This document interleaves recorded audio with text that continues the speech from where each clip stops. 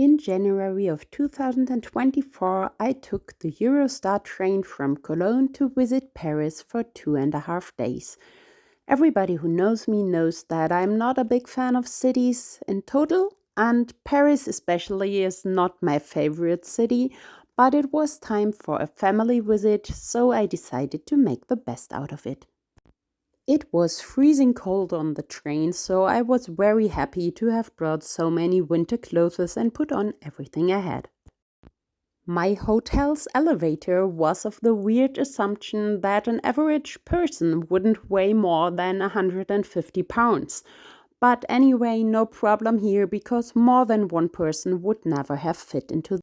The cabin was so crazy small that I could only fit in forward and couldn't turn around, so I had to walk out backwards again once the door opened.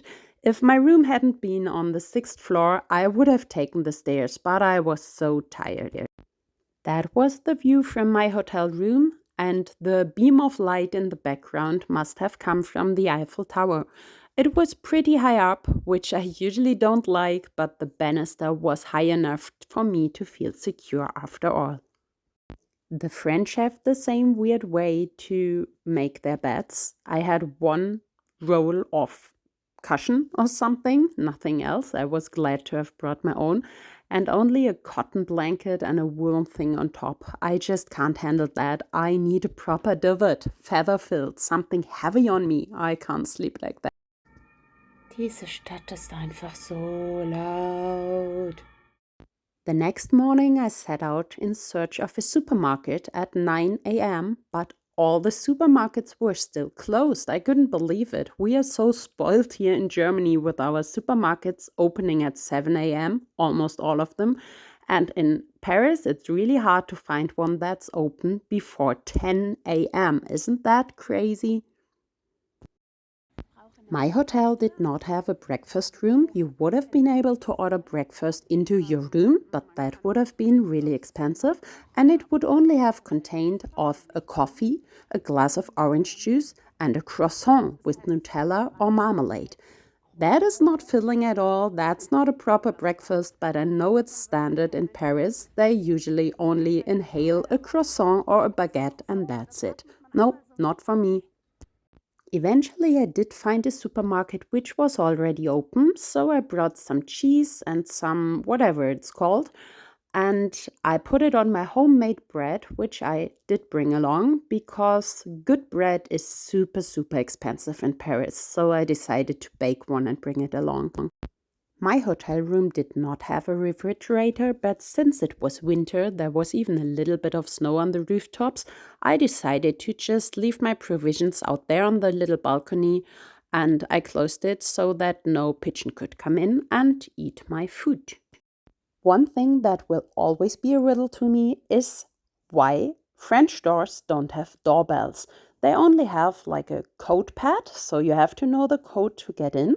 And if you don't know the code, how do you visit people? You always have to carry your phone and call them on their phone, ask them to come down and open the door for you. Once I was done with the family business for the day, I decided to visit La Sacre Coeur, the big basilica in the center of Montmartre. There's a lot of steps leading up there, and I had to remember my granny, who, when she was 83 years old, climbed up all these stairs because she didn't trust in the little train that goes up there as well.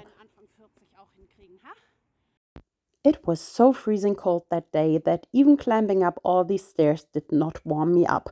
That was the hardest contrast to my first visit to Paris in summer of 2003 when we had 42 degrees Celsius and there was a big cloud of smoke hanging over the city, and taking every breath was really hard effort because the air was full of pollution and stuff, and it was so damn hot.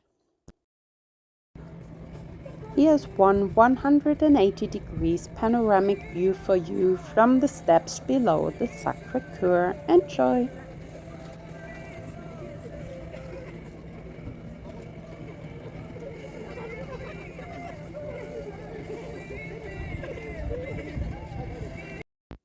To my surprise, I was even allowed to enter the basilica with my big trekking backpack, so I decided to look around a little bit in the entrance area and have a look at the nativity set, which was still there.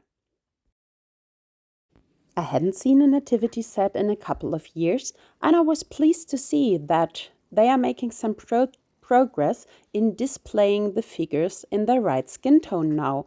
Jesus is not a blonde white baby anymore. He has dark skin, so do his parents, like you can expect from people from the Middle East. Afterwards, I visited Place du Tertre in Montmartre. This square is usually crowded by artists in the summer, but in these icy temperatures, only a handful stood there waiting to portray tourists in caricatures or other ways. On my way back to the hotel, I stopped at Fromagerie Fabian, a famous cheese making shop, and I could have spent a fortune there because every cheese was so delicious. I really hadn't drunken enough that day because every hour made my drinks be colder and colder, and by the time I returned to the hotel, they had turned into slush ice and I had to defrost them on the heater. As if I hadn't been cold enough already, we had a power shortage, no power outage, shortly after I arrived back in the hotel. I hadn't even been warm ever since I left Cologne on that icy train, so I really hoped the energy would be back on in a short while and the heater would be too. The French are funny folk. Supermarkets don't open before 10 a.m., but cafes, which close at 6 p.m. the latest in Germany, stay open until late at night, and some of them even later than midnight. Some of them are open until 3 a.m. Can you believe that? I concluded the evening in a little Lebanese imbiss where I had a pumpkin soup with thyme spice and a good hot tea where I could warm up. And when I returned to my hotel, the power had been turned back on and the room was warming up. So it wasn't such a bad day after all.